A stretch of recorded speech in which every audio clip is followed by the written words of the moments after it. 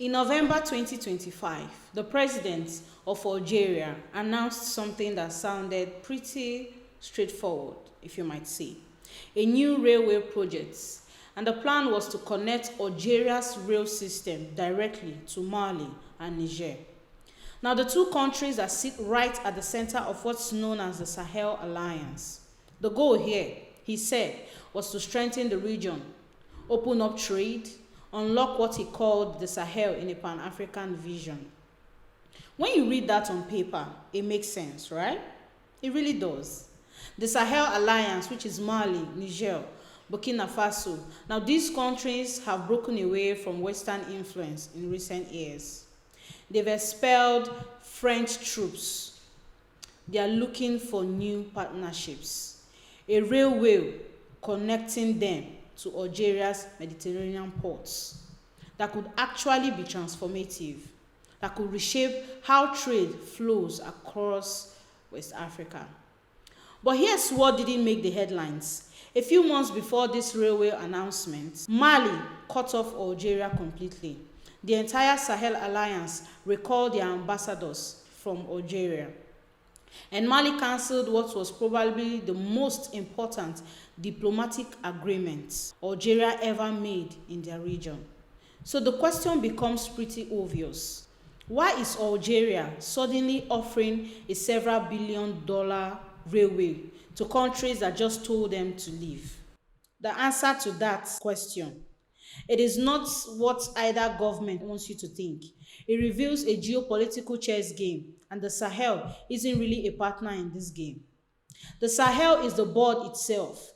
So in this episode, we are going to dig into how Algeria Pan-African ambitions actually run up against its Mediterranean identity.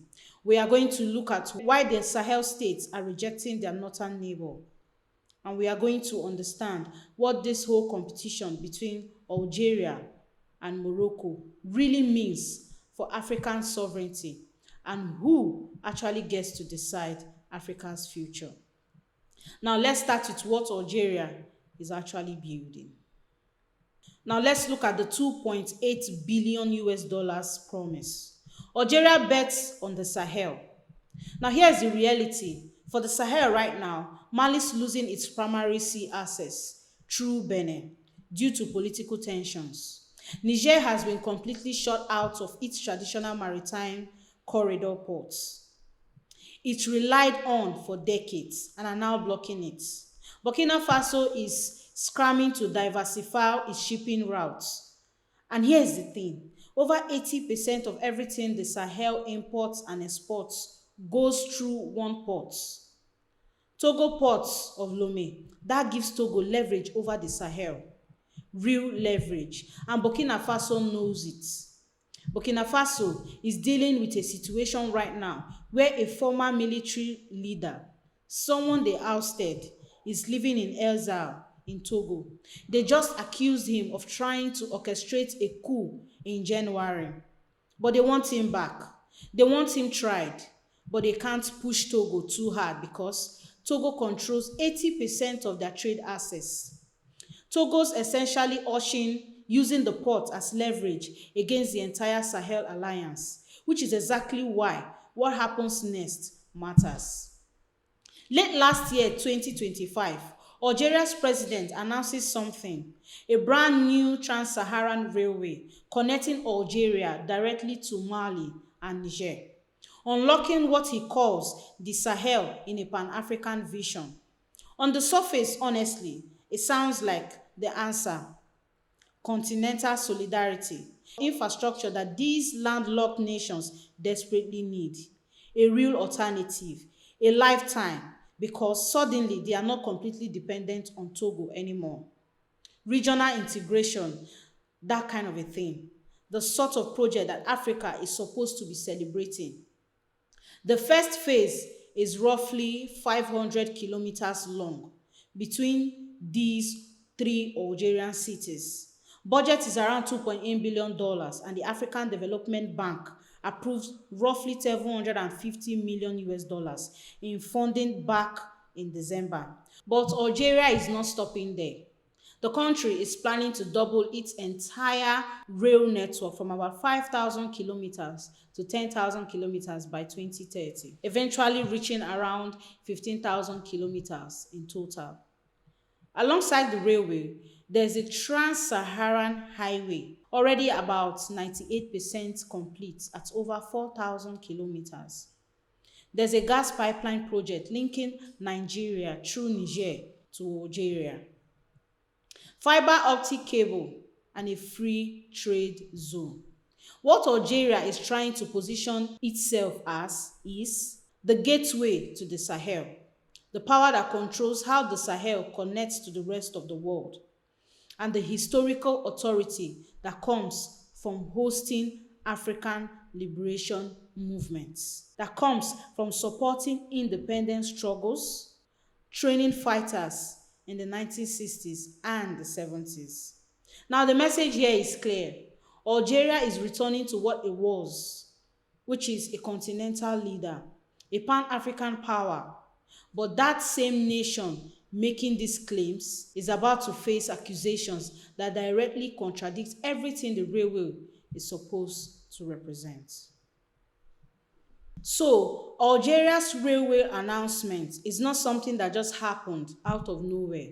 It's a move in a game that has been going on between two North African countries for decades. And honestly, it's one of the most intense rivalries on the African continent. Now, if you want to understand why Algeria is building this railway, you have to understand what Morocco is doing.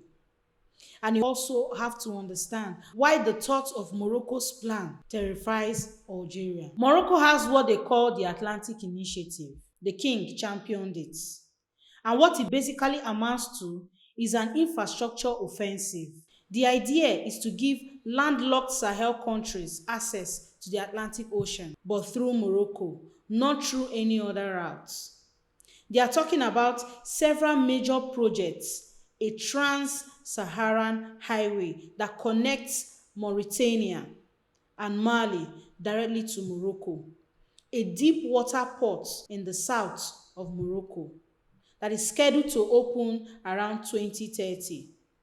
But the real centerpiece, which is the one that makes Algeria nervous, is a gas pipeline. We are talking about a project that costs roughly $25 billion. It will run over 5,000 kilometers down the Atlantic coast through a dozen countries, funneling Nigerian gas to Morocco and then to Europe. Meanwhile, Algeria's response is to build northwards, towards the Mediterranean. Now, the trans-Saharan highway going that direction means that the gas pipeline going that direction, both of them are emptying into Algeria's Mediterranean ports instead. Now, both countries are doing something that scholars would call economic statecraft.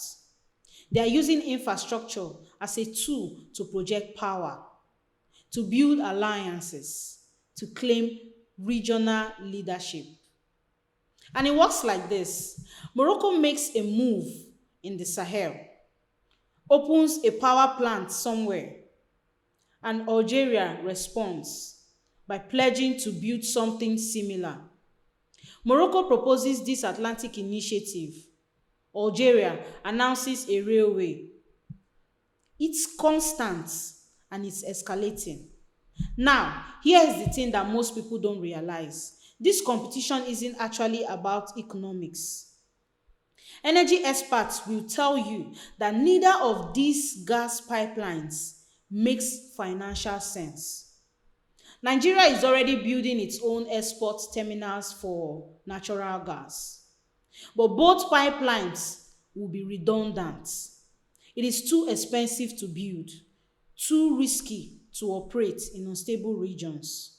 Neither one is economically rational, but both countries keep pushing them anyway, and they keep investing massive amounts of money in them, which tells you something important.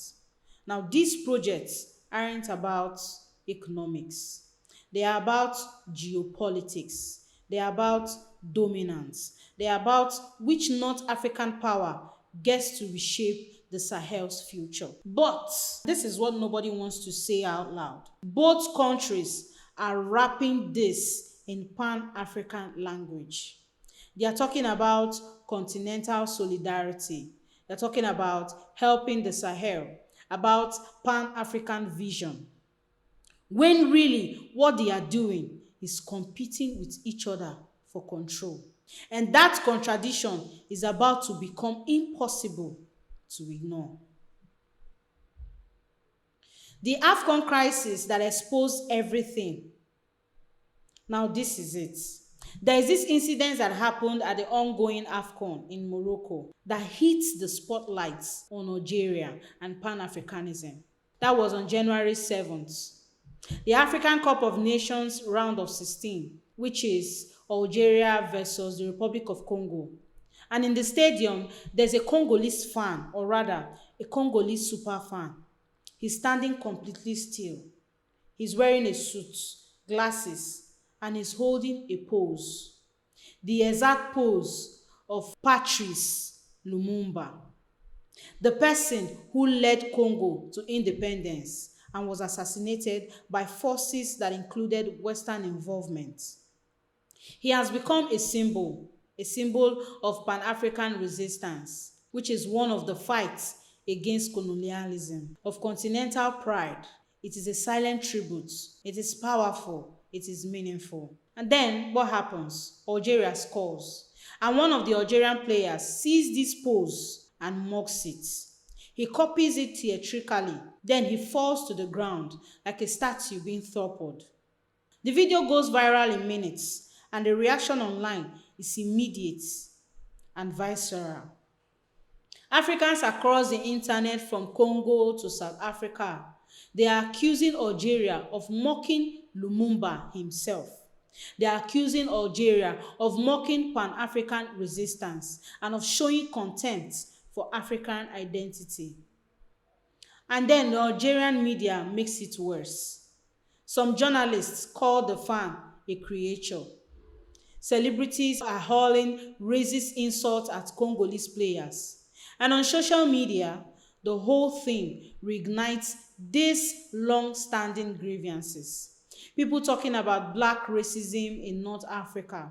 People are talking about why and what they experience as Maghreb countries, looking down on sub-Saharan African. It becomes the moment where a fundamental contradiction in Algeria's positioning is finally exposed. Can a country actually claim to champion continental solidarity while showing contempt for African identity? That's the question hanging in the air. Now, Algeria's government goes into damage control, dropping official apologies. The player apologizes. There's this gesture where a Lumumba jersey was presented to the fan, and actually, Algerian influencers start posting about it.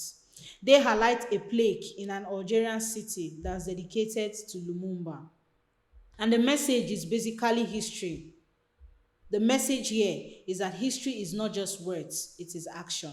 We don't need lessons on Pan-Africanism. We wrote the history books. And guess what? They have a point, to be fair.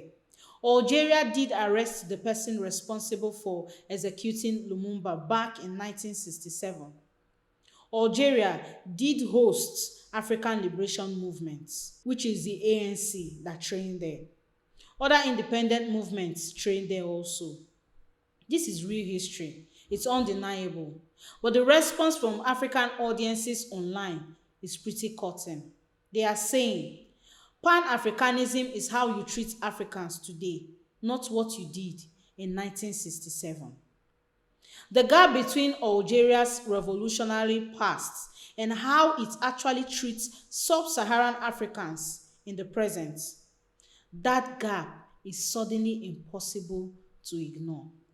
So when Algeria comes out and says this railway is about Pan-African solidarity, when a continent is watching AFCON unfold, there's legitimate skepticism there's doubt. But there's another problem that Algeria didn't anticipate. The countries that this railway is actually supposed to help, they don't trust Algeria at all. Now let's talk about the railway that nobody wants and why Mali just cut off Algeria. Now this is something that most news outlets didn't really pick up on, but it's crucial for understanding what is happening right now. 9 months before Algeria announces this railway, Mali and Algeria have what you call a catastrophic breakdown. Algeria shoots down a Malian military drone near the border.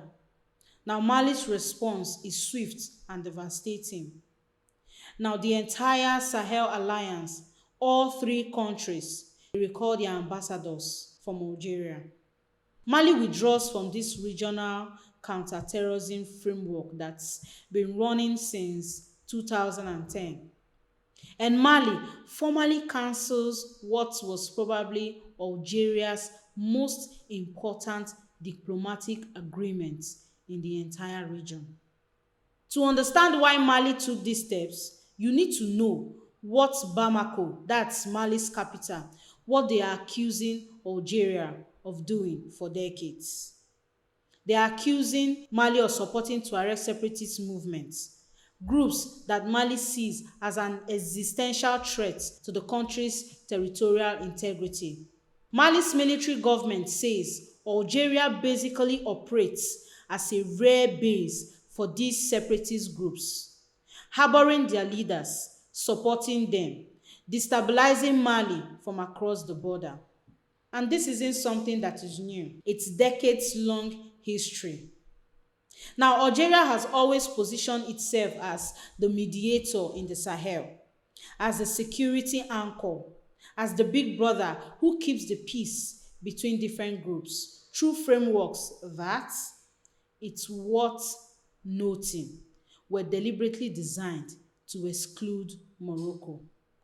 Now, there was this agreement back in 2015 that mediated between different Tuareg groups and the Bamako government.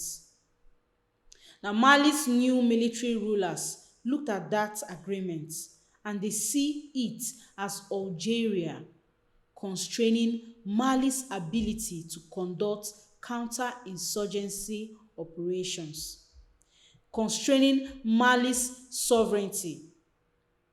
And when Mali withdrew from that counterterrorism framework, they were basically saying, we don't want your mediation. We don't want your frameworks. We don't want your influence. Stay out of it, period. And now, in January 2026, Algeria announces a railway to unlock the Sahel.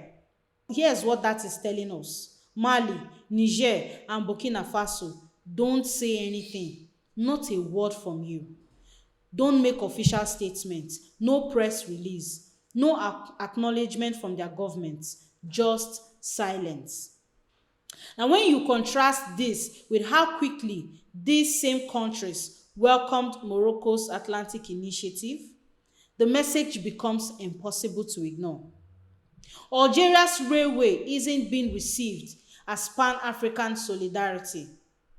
It's being received as irrelevant, or worse, as geopolitical theater from a power that lost its seats at the Sahel table.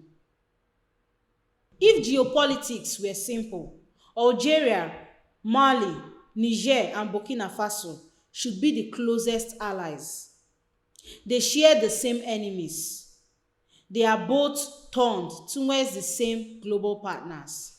They both have these deep anti-Western grievances rooted in colonial history. Algeria right now is in what they are calling the biggest diplomatic crisis with France since the country gained their independence. France backed Morocco's plan for the Western Sahara. Algeria sees that as betrayal. But throughout 2025, they've been expelling each other's diplomats, trading insults and all of that. And in December, Algeria's parliament passed a law basically declaring French colonization a state crime and demanding compensation for it. The trade between the two countries is worth roughly 10 billion euros annually. And that's all at risk now because of this. The Sahel Alliance countries have gone even further with their anti-France position. They've expelled French troops, closed French military bases, and publicly called out the French colonialism. They have formed a confederation specifically designed to reject all external interference, all inherited colonial structures, and all big powers telling them what to do. Now, both Algeria and the Sahel Alliance have pivoted towards Russia and China. They both reject Western interference. By every measure, they should be partners in some kind of grand anti-Western alliance reshaping Africa. So why are they barely speaking to each other? On paper, Algeria should be embracing these Sahel countries as brothers in arms against Western imperialism. But what they actually want from each other is completely different. Algeria wants to maintain its role as mediator. It wants to keep the frameworks it built, that is, the security arrangements, the diplomatic agreements, and the nurtured process. It wants to be the big brother who manages regional conflicts. Now, the Sahel military government rejects all of that. They see it as the old colonial order dressed up in new language. They want complete autonomy, no inherited frameworks, no big powers, including Algeria, telling them what to do. And there's also this. Algeria's global partnership with Russia actually conflicts with its regional interests. Now, here is this. Russia has military contractors operating in Mali and Niger, and Algeria sees that as a threat to its own border security. It sees that as a threat to its regional influence. So, Algeria is caught in this contradiction, partnered with Russia globally, but threatened by Russia's activities regionally. Now, the principle of the enemy of my enemy is my friend. It doesn't work when the friends have fundamentally different visions of what regional order should look like. Now, this leaves Algeria in an extraordinary kind of isolation, too close to Russia for Western comfort and too distant from Sahelian concerns for real regional solidarity. They are too focused on its rivalry with Morocco to build genuine Sahel partnerships. The strangest part here is, though it's not Algeria's distance from the Sahel, it is that Algeria still acts like it leads the Sahel while everyone else has moved on. Here's a question that doesn't get asked enough in African geopolitics. If Algeria is so committed to being a Pan-African leader, why does it invest so little in sub-Saharan Africa compared to Morocco? Why does it have such a weak position in the Sahel despite being right next to it? And why do sub-Saharan Africans so often experience Algeria as distant or paternalistic or even hostile? The answer is uncomfortable. Algeria's historical identity has been Mediterranean, that is, Arab-oriented, not sub-Saharan African. And that identity crisis is the core reason why its Pan-African positioning sounds so hollow. Algeria's foreign policy is built on principles, or, for lack of a better word, doctrines of national sovereignty and non-interference. What that means in practice is Algeria doesn't want to play an assertive role in regional conflicts, but it does want to maintain influence through mediation, through security arrangements, through being the framework builder. But the problem is, younger Sahelian countries do not want mediators anymore. They want partners. They want inherited frameworks. They want autonomy. Historically, Algeria's engagement in sub-Saharan Africa has been limited compared to Morocco or Libya. Algerians focus on the Mediterranean, that is Arab League partnerships, which is the non-aligned movement. When it came to the Sahel, Algeria maintained relationships through security frameworks and mediation, not through genuine economic partnership, not through development collaboration. Now, the AFCON incident has exposed this identity gap pretty starkly. What Algerians experienced as a joke, sub-Saharans experienced it as contempt, rooted in racial and cultural hierarchies. Algerian critics themselves acknowledge that anti-black prejudice exists within their own society. Now, this railway announcement and the subsequent campaign is, we wrote the history books. We represent Algeria's recent theoretical pivot towards Pan-Africanism, but it's reactive. It's driven by Morocco's advances, not driven by genuine historical commitment. The Lumumba Plague campaign was basically, look, we have revolutionary credentials too. We don't need lessons from you. But that defensive posture itself reveals the gap between hierarchical claims and present credibility. The fundamental problem is straightforward. Algeria can't claim to be Pan-African while maintaining a primarily Mediterranean identity. And the Sahel states have moved on from waiting for Algeria to figure out which continent it actually belongs to. So the final question becomes, is any of this competition, that is Algeria's railway, Morocco's Atlantic initiative, or is any of it actually good for the Sahel? Both Algeria and Morocco are selling their infrastructure projects as Pan-African solidarity, continental integration, and Sahel development, economic freedom, but both invoke revolutionary and liberation language. Both claim they are serving sub-Saharan African interests. But if you dig deeper, this is where things get interesting. What you find is that this competition is fundamentally serving North African geopolitical interests.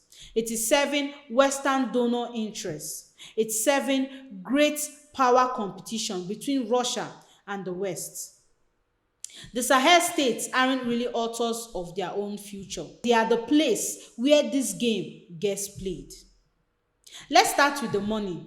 Algeria's railway is funded by the African Development Bank. And the governance structure of that bank tells you everything you need to know. African member states hold less than half the voting power. Non-African donors, which is the US, the UK, France, Netherlands, Sweden, and others, they exercise leverage through funding cycles. They can contribute or withhold funds based on whether projects align with their priorities. Now, the US alone holds a significant voting share. Co-financings come from World Bank, the EU, the IMF, bilateral donors, all are Western institutions. Now, Morocco's Atlantic initiative involves Gulf kingdoms like UAE and Saudi Arabia, plus explicit Western alignments. Now, the US recognized Morocco's claim to the territory in question. France backed it. Morocco is a major non-NATO ally of the US, and both projects are embedded in Western geopolitical culture. Despite all the talk about African autonomy, now economic viability, which is energy experts, are genuinely skeptical about both gas pipelines. Nigeria is building its own export infrastructure for natural gas. It has sufficient capacity for its projected outputs. Both pipelines will be redundant, economically unfeasible, yet both countries keep pushing them. which suggests they are not rational economic infrastructure. They are geopolitical levers in a bilateral rivalry. The security situation on the ground is the Sahel region faces logistical constraints, limited transportation corridors, uneven infrastructure, high exposures to security disruptions. There's an existing railway line between two major cities in West Africa. It is largely shut down due to degradation, and not because of conflict, but because of lack of maintenance. What the Sahel actually needs is maintenance of existing infrastructure. They need security for what's already there, not grand new projects that might never materialize. Now, the railway announcements, that is, the pipeline announcements, are symbolic gestures in a geopolitical theater. They are not solutions to actual Sahelian development needs. Until African states break free from depending on Western donors for their infrastructure, until regional powers prioritize actual integration over bilateral rivalry signaling, and until then, infrastructure competition is just going to produce more geopolitical theater, not actual transformative development. Here's the central irony of Algeria's Big Sahel Railway. It's presented as Pan-African solidarity, but underneath, it's about Algeria's rivalry with Morocco. It's about great power competition between Russia and the West. It is about Western donors maintaining leverage over African development decisions. The Sahel wanted infrastructure investments, but what it got instead was a proxy battlefield. That's the real story of why Algeria's big railway is raising eyebrows. Not because the project is ambitious, but because it is a symptom of how the continent's geopolitical game operates, and how it operates at the expense of the Sahel's actual development needs and the Sahel's actual agency. This is Frontline Africa. If you value the truth unfiltered and power reframed from an African lens, subscribe, like, and drop your thoughts. My name is P. Solomon, and I'll see you in the next video.